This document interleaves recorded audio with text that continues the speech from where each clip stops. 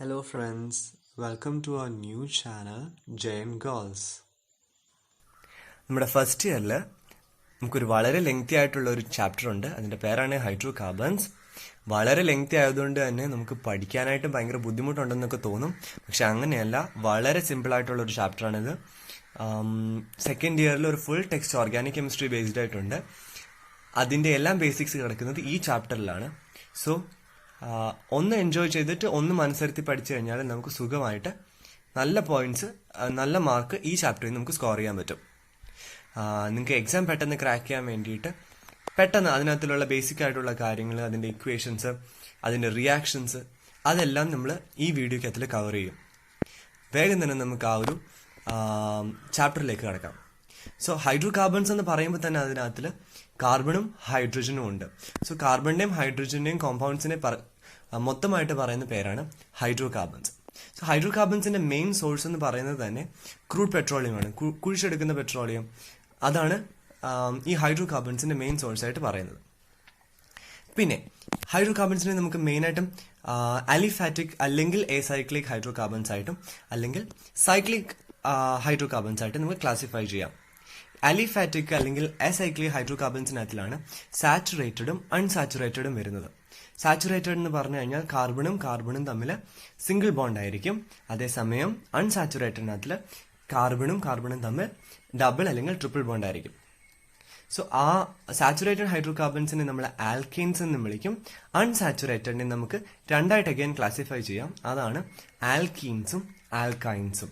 ആൽക്കീൻസിനാണെങ്കിൽ carbon carbon single ബോണ്ടും ആൽക്കൈൻസിനാണെങ്കിൽ carbon carbon triple ബോണ്ടും. പിന്നെ അതുപോലെ അടുത്ത കാറ്റഗറിയാണ് സൈക്ലിക്. ഓക്കെ, നമുക്കിനി ഫസ്റ്റ് ക്ലാസിഫിക്കേഷൻ ആയിട്ടുള്ള ആൽക്കെയിൻസിലോട്ട് പോവാം. ഞാൻ നേരത്തെ പറഞ്ഞ പോലെ തന്നെ ആൽക്കെയിൻസിലാകുമ്പോൾ കാർബണും കാർബണും സിംഗിൾ ബോണ്ട് ആയിരിക്കും. അവർ sp3 ഹൈബ്രിഡൈസ്ഡ് ആയിരിക്കും. ഇനി ഇതിന്റെ ഫോർമുല കണ്ടുപിടിക്കാനായിട്ട് ഒരു ജനറൽ ഇക്വേഷൻ ഉണ്ട്. അതാണ് CnH2n+2. അവിടെ n എന്ന് പറയുന്നത് നമ്പർ ഓഫ് കാർബൺ ആറ്റംസ് ആയിരിക്കും. ഓക്കെ, സോ ഈ ആൽക്കെയിൻസിലെ ഫസ്റ്റ് മെമ്പറായിട്ട് നമ്മൾ മീഥേനെയാണ് പറഞ്ഞേക്കുന്നത്. അപ്പം മീഥേന്റെ കാർബൺ നമ്പർ എന്ന് പറയുന്നത് 1 ആണ്. സോ എന്നിന് പകരം 1 ഇട്ട് കൊടുത്താൽ നമുക്ക് എന്ത് കിട്ടും? CH4 എന്നുള്ള ഇക്വേഷൻ കിട്ടും. ഇനി CH4ൽ ഒരു എച്ച് കളഞ്ഞിട്ട് അവിടേക്ക് വീണ്ടും ഒരു CH3നെ ആഡ് ചെയ്യുന്നു.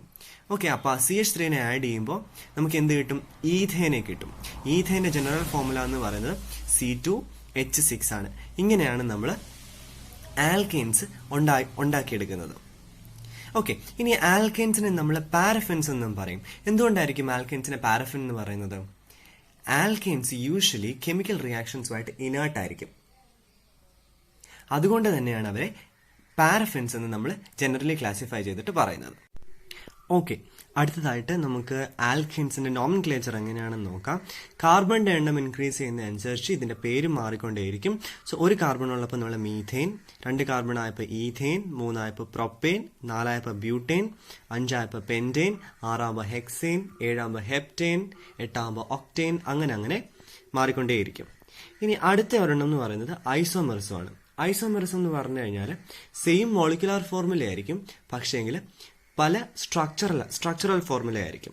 സോ ആൽക്കെയിൻസിൽ 4 അതിലധികം കാർബൺ ആറ്റംസോ വരുന്നിടത്ത് കാണിക്കുന്ന ഒരു ഐസോമെറിസമാണ് ചെയിൻ ഐസോമെറിസം എന്ന് പറയുന്നത്. ഇപ്പൊ നമുക്കൊരു എക്സാമ്പിൾ നോക്കുകയാണെന്നുണ്ടെങ്കിൽ പെൻറ്റേന്റെ കേസ് തന്നെ എടുക്കാം. പെൻറ്റേന്റെ ഇക്വേഷൻ എന്ന് പറയുന്നത് C5H12 ആണ്. സോ അതിനകത്തിൽ സ്ട്രെയിറ്റ് ആയിട്ട് ഫസ്റ്റ് കണ്ടേക്കുന്നതാണ് നോർമൽ പെൻറ്റേൻ. അതായത് സ്ട്രെയിറ്റ് ആയിട്ട് തന്നെ നമ്മൾ എല്ലാ കാർബണേയും അറ്റാച്ച് ചെയ്തിട്ട് കൊടുത്തിട്ടുണ്ട്. അടുത്തയാണ് 2 മീഥൈൽ ബ്യൂട്ടേൻ ആകുമ്പം സെക്കൻഡ് പൊസിഷനിൽ വേറൊരു ഓൾറെഡി എക്സിസ്റ്റിംഗ് ആയിട്ടുള്ളിടത്ത് നിന്ന് ഒരു കാർബണെ കൂടെ നമ്മൾ അറ്റാച്ച് ചെയ്യുന്നുണ്ട്.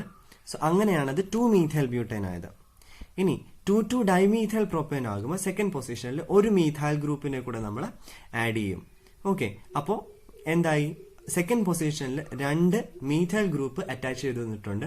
സോ അങ്ങനെയാണത് 2 ഡൈമീഥൈൽ പ്രൊപ്പേൻ ആയത്. സോ ഈ ഐസോമെറിസം സാധാരണഗതിയിൽ എക്സാമിന് ചോദിക്കാറുണ്ട്. ഇതിപ്പം ഒരു ഹെക്സേന്റെയും ഹെപ്റ്റേന്റെയും ഒക്കെ ഒന്ന് ചെയ്ത് പഠിച്ചോളുക. ഓക്കെ, അപ്പോൾ നമ്മൾ നെയിമിംഗ് ആയിരുന്നു നോക്കിക്കൊണ്ടിരുന്നത്. നിങ്ങളുടെ NCERT ടെക്സ്റ്റ് ബുക്കിൽ ഒരുപാട് സോൾവ്ഡ് എക്സസൈസും സോൾവ്ഡ് പ്രോബ്ലംസും ഉണ്ട്. അതെല്ലാം നിങ്ങൾ പ്രാക്ടീസ് ചെയ്ത് നോക്കുക. അതിനകത്തിൽ എങ്ങനെയാണ് നമ്മൾ നെയിമിങ് ചെയ്യേണ്ടതെന്നുള്ള കറക്റ്റ് പ്രൊസീജിയർ പറഞ്ഞിട്ടുണ്ട്. അതേ പ്രൊസീജിയർ ഫോളോ ചെയ്തുകൊണ്ട് നെയിമിങ് കുറച്ച് ചെയ്ത് പഠിക്കുക. അതിനകത്തു നിന്നും സാധാരണഗതിയിൽ എക്സാംസിന് ക്വസ്റ്റ്യൻസ് ചോദിച്ചു കണ്ടിട്ടുണ്ട്. ഇനി നമ്മൾ വളരെ ഇമ്പോർട്ടൻ്റ് ആയിട്ടുള്ള ഒരു സെക്ഷനിലോട്ട് പോവാണ്. അതാണ് പ്രിപ്പറേഷൻ. എങ്ങനെയാണ് നമ്മൾ ആൽക്കെയിൻസിൻ്റെ പ്രിപ്പറേഷൻ ചെയ്യുന്നതെന്നാണ് നമ്മൾ നോക്കാൻ പോകുന്നത്. സോ ഇത് വളരെ ഇമ്പോർട്ടൻ്റ് ആണ്. ഇതിനകത്ത് ഇന്ന് സാധാരണഗതിയിൽ ക്വസ്റ്റ്യൻസ് ചോദിക്കാറുമുണ്ട്. സോ ഫസ്റ്റ് മെത്തേഡ് എന്ന് പറയുന്നത് തന്നെ അൺസാച്ചുറേറ്റഡ് ഹൈഡ്രോ കാർബൺസിൽ നിന്നും ആൽക്കെയിൻസ് ഉണ്ടാക്കുന്ന ടെക്നിക്കാണ്. അൺസാച്ചുറേറ്റഡ് ഹൈഡ്രോ കാർബൺസ് ആകുമ്പം ആൽക്കീൻസും ആൽക്കൈൻസും ആയിരിക്കും. സോ ആ പ്രൊസീജിയറിനെ പറയുന്ന പേരാണ് ഹൈഡ്രോജനേഷൻ. എന്തുകൊണ്ടാണ് ഹൈഡ്രോജനേഷൻ വന്നതെന്ന് ചോദിച്ചു കഴിഞ്ഞാൽ അഡീഷൻ ഓഫ് ഹൈഡ്രോജൻ വരുന്നത് കൊണ്ടാണ്.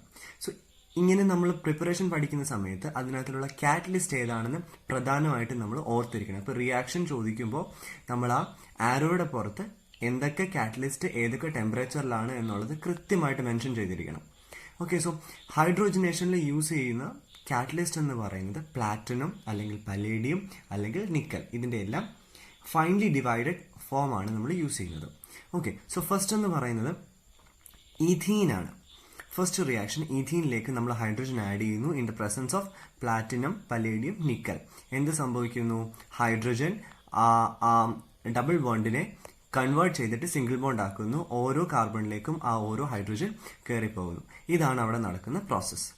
ഇനി അതേസമയം അടുത്ത ആൽക്കൈനിലോട്ട് വരുവാണെന്നുണ്ടെങ്കിൽ 2 ഹൈഡ്രജൻ ആണ് നമ്മൾ ആഡ് ചെയ്ത് കൊടുക്കുന്നത്. സോ അതുകൊണ്ട് തന്നെ എന്താണ്, നമുക്ക് പ്രൊപ്പൈനിൽ നിന്ന് നമ്മൾ പ്രൊപ്പേൻ നമുക്ക് ഒബ്റ്റെയിൻ ചെയ്യാൻ പറ്റും. സോ ഇതാണ് ഹൈഡ്രോജനേഷൻ എന്ന് പറയുന്നത്. ഓക്കെ, അപ്പോൾ നമുക്ക് അടുത്ത ടെക്നിക്കിലോട്ട് നോക്കാം.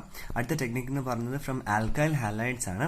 ആൽക്കൈൽ ഹാലൈഡ്സ് എന്ന് പറയുമ്പോൾ നമ്മുടെ ആൽക്കെയിൻ്റെ ഒരു ഹൈഡ്രജൻ മാറിയിട്ട് അതിനകത്തിലേക്കൊരു halogen attach ചെയ്തിരിക്കുന്നതാണ്.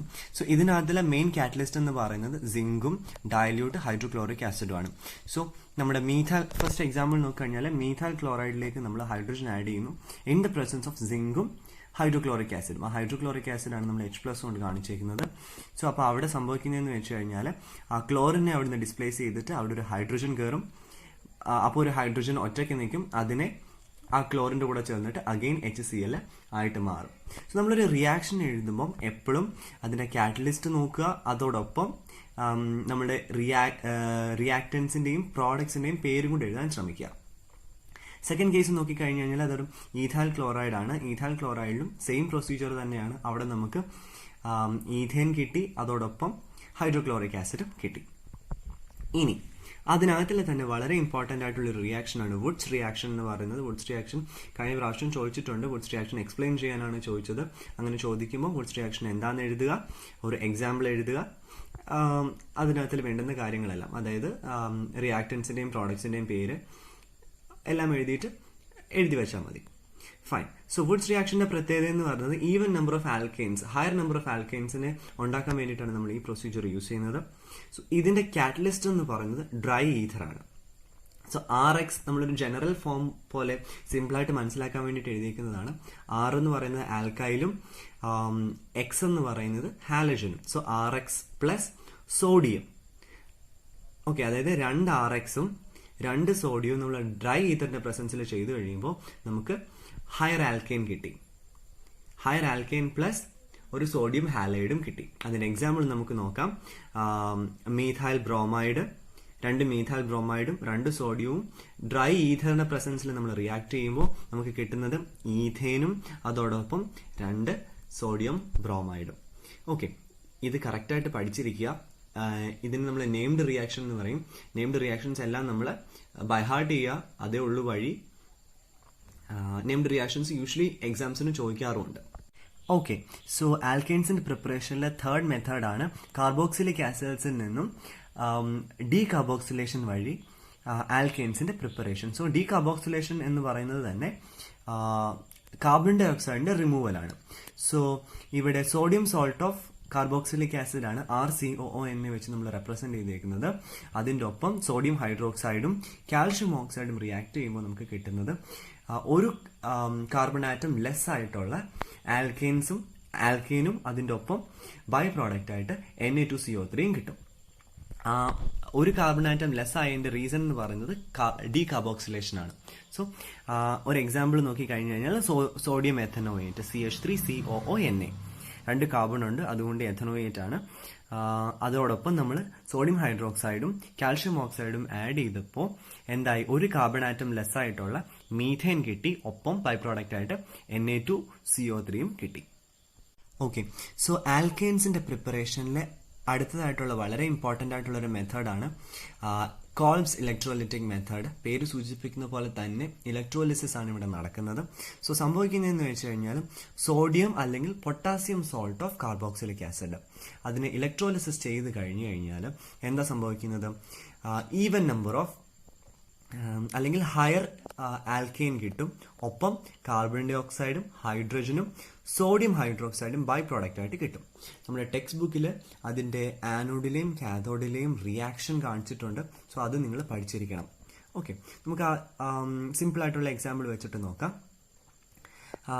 Sodium salt of carboxylic acid അതാണ് RCOONA. അതിനെ ഇലക്ട്രോലിസിസ് ചെയ്ത് കഴിയുമ്പോൾ നമുക്ക് അതിൻ്റെ അയോൺസ് ആയിട്ട് സെപ്പറേറ്റ് ചെയ്യാൻ പറ്റും. RCOO മൈനസും Na+ ആയിട്ട് സെപ്പറേറ്റ് ചെയ്യാം. ആനോഡിൽ RCOO മൈനസ് എന്താവും, ഒരു ഫ്രീ റാഡിക്കൽ ആവും. ഫ്രീ റാഡിക്കൽ എന്ന് പറയുന്നത് നമ്മുടെ ആൽക്കൈൽ ഗ്രൂപ്പിന്റെ മണ്ടയ്ക്ക് ഒരു കുത്ത് കിടക്കുന്നതാണ്. സോ ആ ഒരു ഫ്രീ റാഡിക്കലും ഒപ്പം കാർബൺ ഡൈ ഓക്സൈഡ് ഗ്യാസിന്റെ ലിബറേഷൻ വരും, ഒരു ഇലക്ട്രോണും റിലീസ് ആവും. അതേപോലെ ഉണ്ടായ 2 ആൽക്കൈൽ ഫ്രീ റാഡിക്കൽസ് എന്താണ്, കമ്പൈൻ ചെയ്തിട്ട് ഒരു ഹയർ ആൽക്കെയിൻ ആയിട്ട് മാറും. ഓക്കെ, അതേസമയം നമുക്ക് വീണ്ടും ഒരു സോഡിയം അവിടെ ബാക്കിയുണ്ട്. കാഥോഡിൽ സോഡിയം ആനോഡിൽ റിലീസ് ആയ ഇലക്ട്രോണുമായിട്ട് ജോയിൻ ചെയ്തിട്ട് സോഡിയം ആകും. സോ ആ സോഡിയം അഗെയിൻ നമ്മൾ ഇലക്ട്രോലിസിസ് യൂസ് ചെയ്ത വാട്ടറുമായിട്ട് കമ്പൈൻ ചെയ്തിട്ട് സോഡിയം ഹൈഡ്രോക്സൈഡും ഹൈഡ്രജൻ ഗ്യാസും കാഥോഡിൽ ബൈ പ്രോഡക്റ്റ് ആയിട്ട് ഉണ്ടാവുന്നുണ്ട്. സോ ആനോഡിലെ ബൈ പ്രോഡക്റ്റ് എന്ന് പറയുന്നത് കാർബൺ ഡൈ ഓക്സൈഡ് ഗ്യാസും കാഥോഡിലെ ബൈ പ്രോഡക്റ്റ് എന്ന് പറയുന്നത് ഹൈഡ്രജൻ ഗ്യാസും ആയിരിക്കും. ഓക്കെ, നമുക്കൊരു സിമ്പിൾ എക്സാമ്പിൾ നോക്കാം. സോഡിയം അസറ്റേറ്റ് ആണ്. സോഡിയം അസറ്റേറ്റ് നമ്മൾക്ക് ഇലക്ട്രോലിസിസ് ചെയ്ത് കഴിഞ്ഞു കഴിഞ്ഞാൽ കിട്ടുന്നതെന്ന് പറയുന്നത് ഈഥേനും ഒപ്പം carbon dioxide hydrogen and sodium hydroxide ആണ് കിട്ടുന്നത്. ഓക്കെ, സോ നമ്മുടെ സോഡിയം അസറ്റേറ്റിനെ ഇലക്ട്രോലൈസ് ചെയ്ത് കഴിയുമ്പോൾ നമ്മുടെ അതിൻ്റെ അയോൺസ് ആയിട്ട് കിട്ടും. അതായത് അസറ്റേറ്റ് അയോണും അതോടൊപ്പം സോഡിയം അയോണും. ആനോഡിൽ അസറ്റേറ്റ് അയോൺ മീഥൈൽ ഫ്രീ റാഡിക്കലും കാർബൺ ഡൈ ഓക്സൈഡും 2 ഇലക്ട്രോൺസിനെ റിലീസ് ചെയ്യും. കാഥോഡിൽ ആ 2 സോഡിയം 2 ഇലക്ട്രോൺസിനെയും അതോടൊപ്പം വാട്ടറിനെയും അക്സെപ്റ്റ് ചെയ്തുകൊണ്ട് സോഡിയം ഹൈഡ്രോക്സൈഡും ഹൈഡ്രജൻ ഗ്യാസായിട്ടും മാറും. ഓക്കെ, സോ ഈ ഒരു പ്രോസസ്സിന്റെ പ്രത്യേകത എന്ന് പറയുന്നത് ഇവിടെ നമുക്ക് സിമെട്രിക്കൽ ആൽക്കെയിൻസ് മാത്രമേ ഉണ്ടാക്കാൻ പറ്റത്തുള്ളൂ. കാരണം നമ്മളിപ്പോൾ ഇവിടെ കണ്ടു കഴിഞ്ഞു, ഒരു അസറ്റേറ്റ് അയോൺ വെച്ചിട്ട് നമുക്ക് ഈഥേൻ ആണ് നമ്മൾ ഉണ്ടാക്കിയത്. ഓക്കെ, അതുകൊണ്ട് തന്നെ നമുക്ക് ഈ പ്രോസസ്സ് വെച്ചുകൊണ്ട് നമുക്ക് മീഥേൻ ഉണ്ടാക്കാൻ പറ്റില്ല.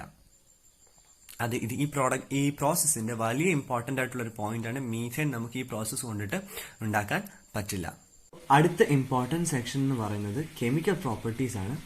കെമിക്കൽ പ്രോപ്പർട്ടീസിൽ ഫസ്റ്റ് കാറ്റഗറി എന്ന് പറയുന്നത് സബ്സ്റ്റിറ്റ്യൂഷൻ റിയാക്ഷൻ ആണ്. സബ്സ്റ്റിറ്റ്യൂഷൻ റിയാക്ഷൻ പേര് സൂചിപ്പിക്കുന്ന പോലെ തന്നെ ഏതെങ്കിലും ഒരു പെർട്ടിക്കുലർ എലമെന്റിനെ വേറൊരു എലമെന്റ് വെച്ചിട്ട് റീപ്ലേസ് ചെയ്യുന്ന റിയാക്ഷൻസ് ആണ് സബ്സ്റ്റിറ്റ്യൂഷൻ റിയാക്ഷൻ. അതിനകത്തിലെ ഫസ്റ്റ് കാറ്റഗറി എന്ന് പറയുന്നത് ഹാലോജിനേഷൻ ആണ്. നമ്മൾ ഇതുപോലെ നേരത്തെ വേറൊരു പേര് പഠിച്ചിരുന്നു, ഹൈഡ്രോജിനേഷൻ.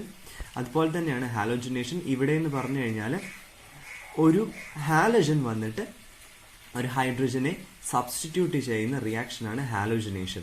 സോ ഹാലോജിനേഷൻ നടക്കണം എന്നുണ്ടെങ്കിൽ കുറച്ച് കണ്ടീഷൻസ് ഉണ്ട്. അതിലെ കണ്ടീഷൻ എന്ന് പറയുന്നത് ഒന്നെങ്കിൽ ഹൈ ടെമ്പറേച്ചറിന്റെ റേഞ്ച് പറയുന്നുണ്ട് 573 to 773 കെൽവിൻ, അല്ലെങ്കിൽ ലൈറ്റിന്റെ പ്രസൻസ്. ഓക്കെ, എന്തുകൊണ്ടാണ് ഇവർക്ക് ഈ പെർട്ടിക്കുലർ കണ്ടീഷൻ കൊടുക്കുന്നതെന്ന് ചോദിച്ചു കഴിഞ്ഞാൽ നമ്മൾ നേരത്തെ പറഞ്ഞിരുന്നു ആൽക്കെയിൻസ് എല്ലാം പാരഫിൻസ് ആണ്. അവർ യൂഷ്വലി കെമിക്കൽ റിയാക്ഷൻസുമായിട്ട് ഇനേർട്ട് ആയിരിക്കും. പക്ഷെ ഇങ്ങനത്തെ കുറച്ച് പെർട്ടിക്കുലർ കണ്ടീഷൻസിൽ അവർ റിയാക്ഷൻസ് നടത്തും. ഓക്കെ, സോ ഹാലജൻസ് പലതുണ്ട്. അതിൽ ഫസ്റ്റ് വണ്ണാണ് ക്ലോറിന്റെ അഡീഷൻ. അതാണ് നമ്മൾ ക്ലോറിനേഷൻ എന്ന് പറയുന്നത്. സോ ക്ലോറിൻ ആഡ് ചെയ്യുമ്പോൾ, അതായത് മീഥേനിലോട്ട് ക്ലോറിൻ ആഡ് ചെയ്യുമ്പോൾ, അതായത് ഒന്നുകിൽ ഹീറ്റ് കൊടുക്കുക അല്ലെങ്കിൽ ലൈറ്റ് ആഡ് ചെയ്ത് കഴിഞ്ഞാൽ ഒരു ക്ലോറിൻ ഒരു ഹൈഡ്രജനെ റീപ്ലേസ് ചെയ്തിട്ട് CH3Cl ആവും. അവിടുന്ന് ഒരു ഹൈഡ്രോക്ലോറിക് ആസിഡ് റിലീസ് ആവും. അതേപോലെ തന്നെ ആ പ്രോസസ്സ് വീണ്ടും കണ്ടിന്യൂ ചെയ്ത് അവസാനം CCl4 എന്ന പ്രോഡക്റ്റ് ഉണ്ടാവുന്നിടം വരെ അത് കണ്ടിന്യൂ ചെയ്യും. ഓക്കെ, ഇതൊരു ചെയിൻ റിയാക്ഷൻ ആണ്. ചെയിൻ റിയാക്ഷൻ ഒരു ഫ്രീ റാഡിക്കൽ മെക്കാനിസം വെച്ചിട്ടാണ് ഈ പ്രോസസ്സ് കണ്ടിന്യൂ ചെയ്ത് പോകുന്നത്. സോ ഈ ഫ്രീ റാഡിക്കൽ മെക്കാനിസം ഭയങ്കര ഇമ്പോർട്ടൻ്റ് ആണ്. ടെക്സ്റ്റ് ബുക്കിൽ ഇതിന്റെ മെക്കാനിസം പറഞ്ഞിട്ടുണ്ട്, അതുകൊണ്ട് നിങ്ങളും അത് പഠിച്ചിരിക്കണം. ഓക്കെ, സോ ഫ്രീ റാഡിക്കൽ മെക്കാനിസത്തിന്റെ ഫസ്റ്റ് സ്റ്റെപ്പ് എന്ന് പറയുന്നത് ചെയിൻ ഇനീഷ്യേഷൻ ആണ്. ചെയിൻ ഇനീഷ്യേഷൻ എന്ന് പറഞ്ഞു കഴിഞ്ഞാൽ നമ്മുടെ ക്ലോറിൻ മോളിക്യൂളിനെ നമ്മൾ എന്ത് ചെയ്യുന്നു, ഫ്രീ റാഡിക്കൽസ് ആക്കി മാറ്റുന്നു ലൈറ്റ് വെച്ചിട്ട്. അതാണ് chlorine molecule 2 free chlorine radicals ആയിട്ട് മാറുന്ന മെക്കാനിസമാണ് ചെയിൻ ഇനീഷ്യേഷൻ മെക്കാനിസത്തിൽ കൂടി നമുക്ക് കാണാൻ പറ്റുന്നത്. ഓക്കെ, സോ ഫ്രീ റാഡിക്കൽ മെക്കാനിസത്തിന്റെ സെക്കൻഡ് സ്റ്റെപ്പ് എന്ന് പറയുന്നത് ചെയിൻ പ്രൊപ്പഗേഷൻ ആണ്. ചെയിൻ പ്രൊപ്പഗേഷനിൽ സംഭവിക്കുന്നത് ചെയിൻ ഇനീഷ്യേഷനിൽ ഉണ്ടായ ക്ലോറിൻ ഫ്രീ റാഡിക്കൽ ഒരു മീഥേനുമായിട്ട് റിയാക്ട് ചെയ്തിട്ട് ഒരു മീഥൈൽ ഫ്രീ റാഡിക്കലും ഒപ്പം ഒരു ഹൈഡ്രജൻ ക്ലോറൈഡും ഉണ്ടാവുന്നു. ഓക്കെ, അതുപോലെ തന്നെ അടുത്ത സ്റ്റെപ്പിൽ എന്താണ്, ഇതേപോലെ ഉണ്ടായ മീഥൈൽ ഫ്രീ റാഡിക്കൽ ഒരു ക്ലോറിനുമായിട്ട് റിയാക്ട് ചെയ്തിട്ട് മീഥൈൽ ക്ലോറൈഡും ഒപ്പം ഒരു ക്ലോറിൻ ഫ്രീ റാഡിക്കലും ഉണ്ടാവുന്നുണ്ട്. ഓക്കെ, ഇനി അടുത്ത തേർഡ് സ്റ്റെപ്പ് എന്ന് പറയുന്നത് ചെയിൻ ടെർമിനേഷൻ ആണ്. ചെയിൻ ടെർമിനേഷൻ നമുക്ക് 3 രീതിയിൽ സംഭവിക്കാം. ഒന്നെങ്കിൽ 2 ക്ലോറിൻ ഫ്രീ റാഡിക്കൽ ജോയിൻ ചെയ്തിട്ട് ഒരു കമ്പൈൻ ചെയ്തിട്ട് ഒരു ക്ലോറിനായിട്ട് മാറാം, അല്ലെങ്കിൽ 2 free radical methyl group combine ചെയ്തിട്ട് ഒരു ഈഥേനായിട്ട് മാറാം, അല്ലെങ്കിൽ മീഥൈൽ ഫ്രീ റാഡിക്കലും ഒപ്പം ഫ്രീ റാഡിക്കലായിട്ടുള്ള ക്ലോറിനും കൂടെ ചേർന്നിട്ട് മീഥൈൽ ക്ലോറൈഡ് ആവാം. ഇങ്ങനെ 3 രീതിയിലും ചെയിൻ ടെർമിനേഷൻ പ്രൊസീജിയർ നടക്കാം. ഓക്കെ, സോ പല ഹാലജൻസ് ഉണ്ട്, അതുകൊണ്ട് തന്നെ അതിന്റെ റിയാക്ടിവിറ്റി സീരീസിൽ ടെക്സ്റ്റിൽ പറഞ്ഞിട്ടുണ്ട്.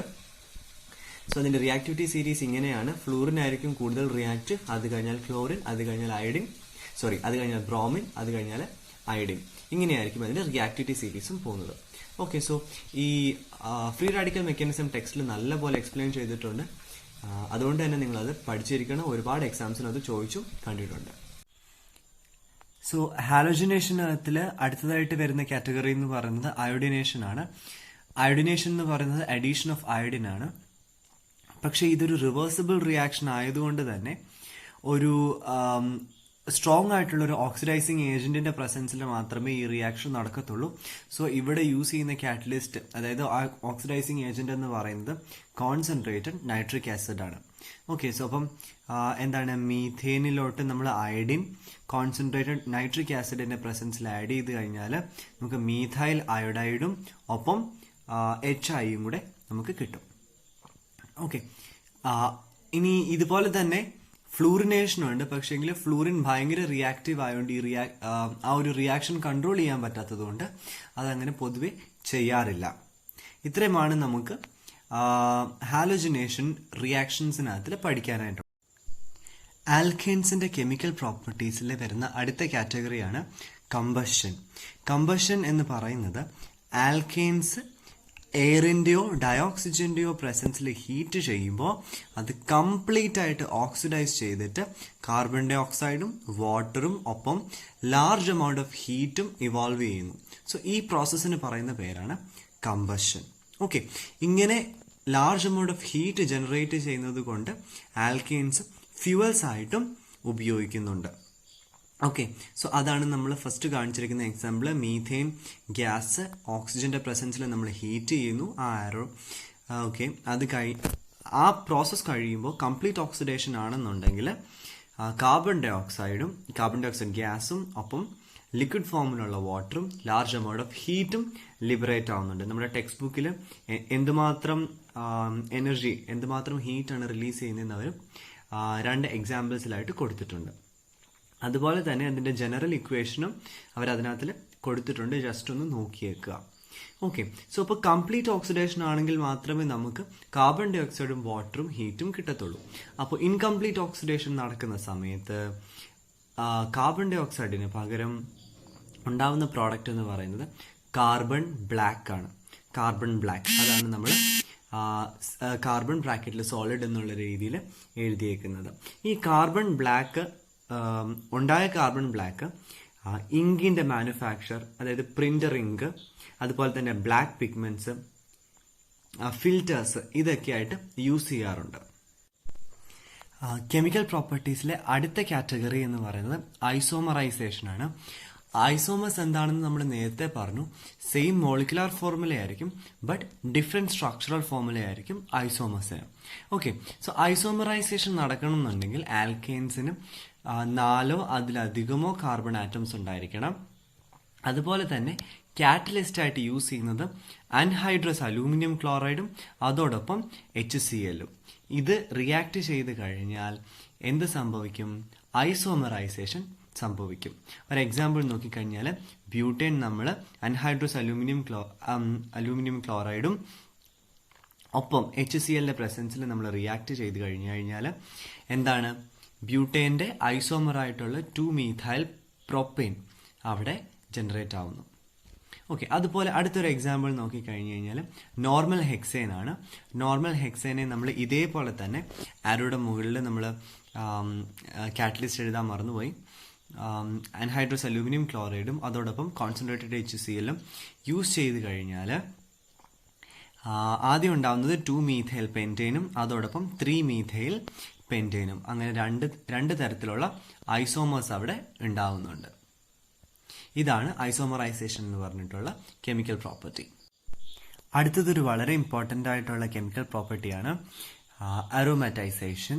അരോമാറ്റൈസേഷൻ എന്ന് പറയുന്നത് നോർമൽ ആൽക്കെയിൻസ്, അതായത് 6 അതിലധികമോ കാർബൺ ആറ്റംസ് ഉള്ള നോർമൽ ആൽക്കെയിൻസ് അലൂമിനിയത്തിൻ്റെയോ ക്രോമിയത്തിൻ്റെയോ വനേഡിയത്തിൻ്റെയോ മോളിബ്ഡിനത്തിൻ്റെയോ ഓക്സൈഡ്സുമായിട്ട് റിയാക്ട് ചെയ്ത് കഴിഞ്ഞാൽ, റിയാക്ട് ചെയ്യണമെങ്കിൽ പോലും അല്ലാത്ത കണ്ടീഷൻസ് ഉണ്ട്.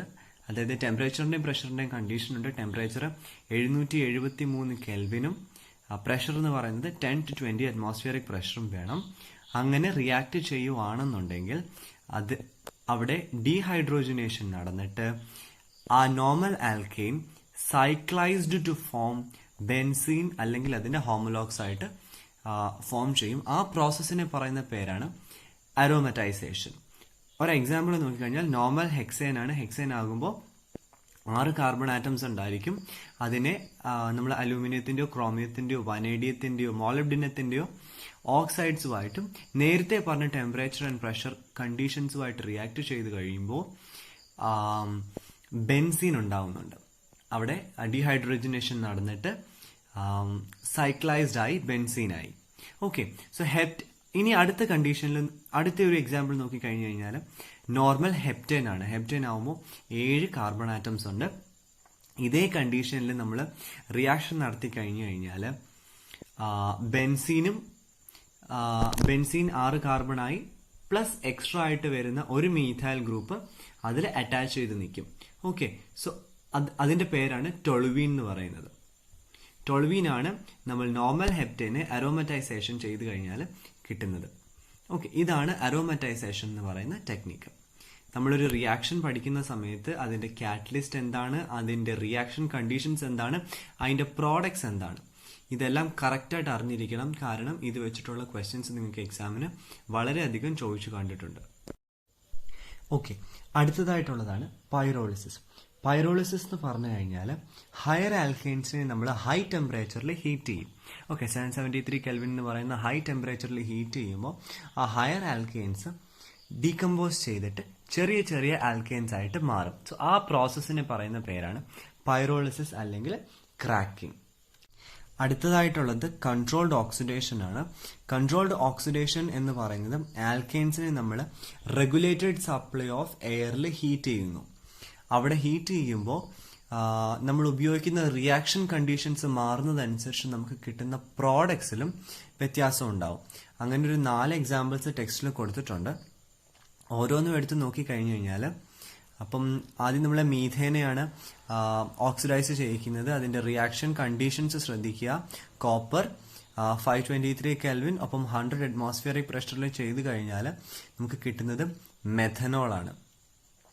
അതേ മീഥേനെ നമ്മൾ കാറ്റലിസ്റ്റ് മാറ്റി ഹൈ ടെമ്പറേച്ചറിൽ ഹീറ്റ് ചെയ്ത് കഴിഞ്ഞാൽ നമുക്ക് കിട്ടുന്നത് മെഥനാലും.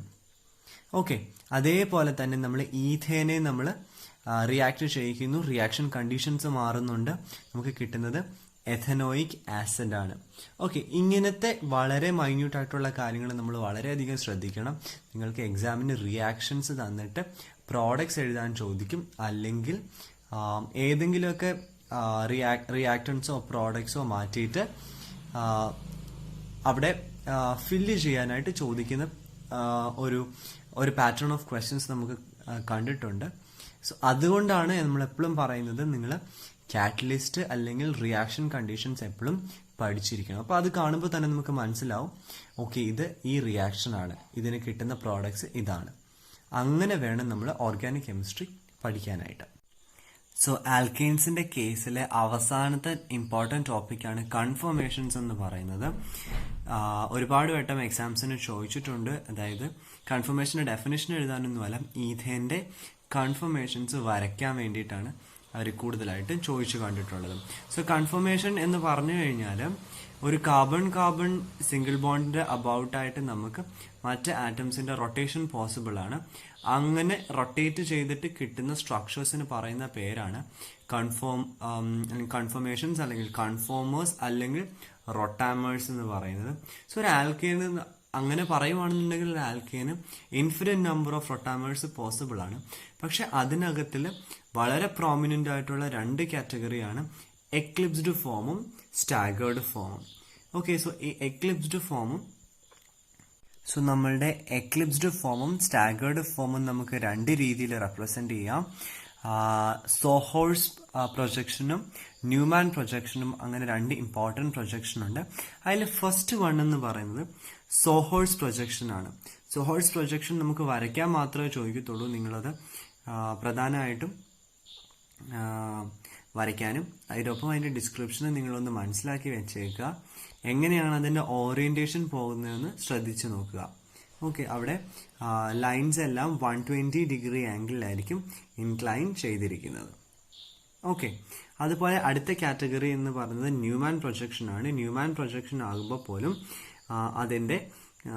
അതിലും എക്ലിപ്സ്ഡ് ഫോമും ഉണ്ട്, സ്റ്റാഗേർഡ് ഫോമും ഉണ്ട്. അവിടെ നമ്മൾ ആംഗിൾ ഓഫ് ടോർഷനും കാണിച്ചിട്ടുണ്ട്. അവിടെയും 120 ഡിഗ്രി ആംഗിൾ വെച്ചിട്ടായിരിക്കും ഈ ഒരു പ്രൊജക്ഷൻ വന്നിരിക്കുന്നത്. ഐ ഹോപ്പ് എല്ലാവർക്കും ഈ വീഡിയോ ഇഷ്ടപ്പെട്ട് കാണുന്നു. If so, to like, share and subscribe. ഈ വീഡിയോനെ പറ്റിയിട്ടുള്ള നിങ്ങളുടെ അഭിപ്രായങ്ങളും ഡൗട്ട്സും എല്ലാം നിങ്ങൾക്ക് കമൻറ്റ് സെക്ഷനിൽ ഉൾപ്പെടുത്താവുന്നതാണ്. Thank you.